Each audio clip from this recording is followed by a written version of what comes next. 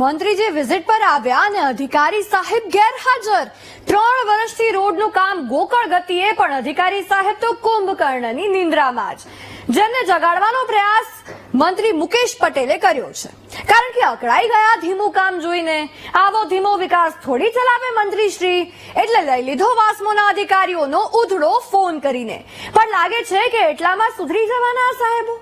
પહેલી વાર તો છે નહીં કે કોઈ મંત્રી કે ધારાસભ્યએ અધિકારીને ખખડાવ્યા હોય।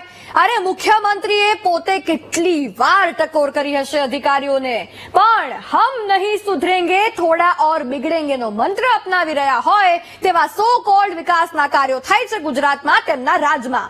રાજથી યાદ આવ્યું, વિપક્ષ બહુ આક્ષેપ કરે છે કે ભાઈ ગુજરાતમાં તો છે ને અધિકારી રાજ છે વર્ષોથી, અધિકારીઓથી ભૂલ થઈ હોય તો તેમની બદલી કરીને સંતોષ માની લે છે સરકાર। કડક કાર્યવાહી ક્યાં થાય છે? હમણાં જેમનું નામ રાજકોટ ટીઆરપી અગ્નિકાંડમાં બેદરકાર તરીકે ખુલ્યું હતું, તેમને પ્રમોટ પણ કરવામાં આવ્યા। વિપક્ષ સાચું તો નથી કહેતું ને? અધિકારીઓ તો આઈ ડોન્ટ કેર મોડ પર જ હોય છે તેવું લાગી રહ્યું છે।